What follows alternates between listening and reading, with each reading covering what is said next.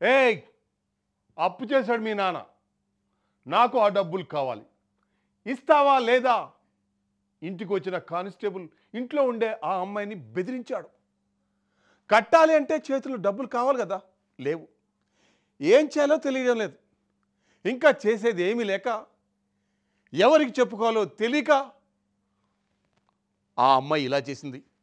ఇంతకీ ఆ టార్చర్ చేసింది ఎవరో తెలుసా? లా అండ్ ఆర్డర్ కాపాడుతాను అని ప్రామిస్ చేసిన ఓ కాకి.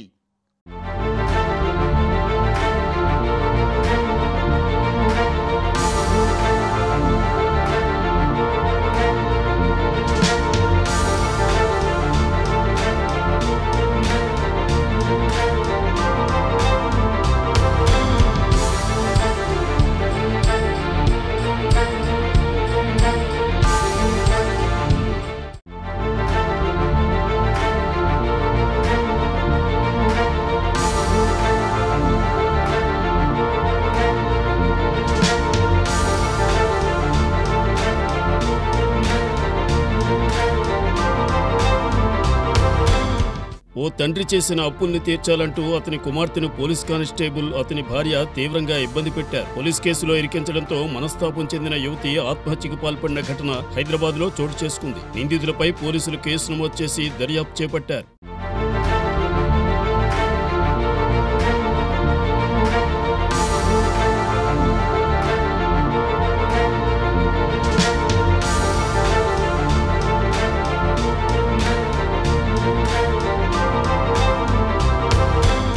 ప్రభుత్వ రంగ సంస్థలో ఉద్యోగం ఇప్పిస్తానంటూ ఓ వ్యక్తి కానిస్టేబుల్ నుంచి డబ్బులు తీసుకుని ముఖం చాటేశాడు. ఆ తర్వాత పదవీ విరమణ చేశాడు. రిటైర్డ్ అయ్యాక ఆచూకీ లేకుండా పోవడంతో డబ్బులిచ్చిన వారు ఆమె కుమార్తెపై ఒత్తిడి చేశారు. కానిస్టేబుల్ గా పనిచేసే వ్యక్తి డబ్బు కోసం ఈ వ్యవహారంతో సంబంధం లేని యువతిపై పోలీస్ కేసు పెట్టించాడు. మనస్తాపానికి గురైన యువతి ప్రాణాలు బలి తీసుకుంది.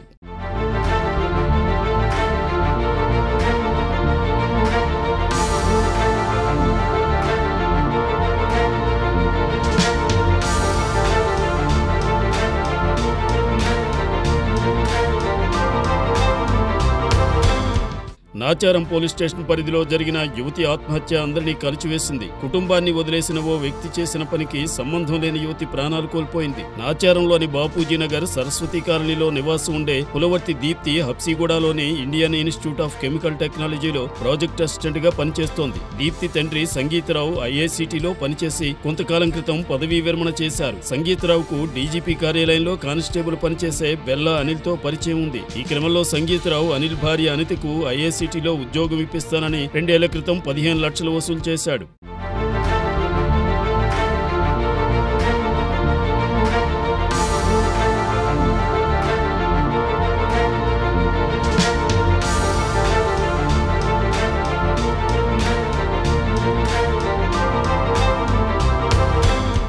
ఈ ఏడాది సెప్టెంబర్ వరకు ఆమెకు ఉద్యోగం ఇప్పించలేదు. అడుగుతుంటే అదుగో ఇదిగో అంటూ మాటలు చెబుతూ వచ్చాడు. కొద్ది రోజుల క్రితం సంగీతరావు పదవీ విరమణ చేశాడు. రిటైర్ అయ్యాక డబ్బులిస్తానని చెప్పినా ఆ తర్వాత మాయమైపోయాడు. దీంతో అనిల్ తన డబ్బు తిరిగి ఇవ్వాలని సంగీతరావు కుమార్తె దీప్తిని అడిగేవాడు. డబ్బు తన తండ్రి తీసుకున్నాడని, తమతో ఆయన చాలా ఏళ్ల నుంచి కలిసి ఉండడం లేదని, విడిగా ఉంటున్నాడని సమాధానం చెప్పింది. ఆ సంగతి అనిల్ పట్టించుకోకుండా తన భార్య అనితతో నాచారం పిఎస్ లో ఫిర్యాదు చేయించాడు. తండ్రి కుమార్తెలు ఉద్యోగం ఇప్పిస్తామని డబ్బులు తీసుకున్నారని ఫిర్యాదు చేయడంతో దీప్తి సంగీతరావులపై చీటింగ్ కేసు నమోదైంది.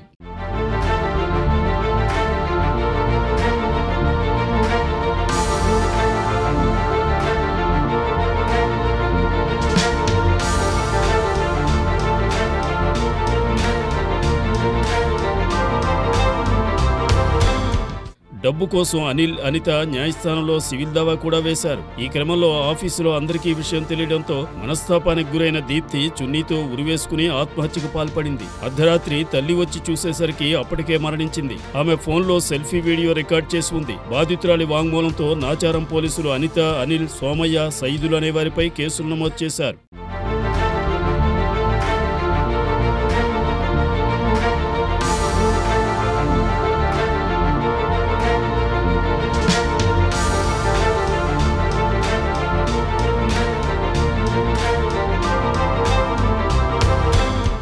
దీప్తి మరణానికి ముందు రికార్డ్ చేసిన వీడియోలో నా చావుకు అనిల్, ఆయన భార్య అనిత, ఆమె తండ్రి సోమయ్య కారణమని ఆరోపించింది. వారి దగ్గర నాన్న డబ్బు తీసుకుంటే తన మీద నకిలీ కేసు నమోదు చేయించి జీవితాన్ని నాశనం చేశారని వాపోయింది. ఈ కేసుల మీద పోరాడే ఆర్థిక స్తోమత తనకు లేదని, నా మరణంతోనైనా కుటుంబానికి న్యాయం జరుగుతుందని ఆవేదన వ్యక్తం చేసింది. తన చావుకు కారణమైన వాళ్లకు శిక్ష పడాలని, మృతదేహాన్ని వైద్య పరిశోధనకి ఇచ్చేయాలని కన్నీరు పెట్టుకుంది. నిందితుల్ని పోలీసులు అదుపులోకి తీసుకున్నారు.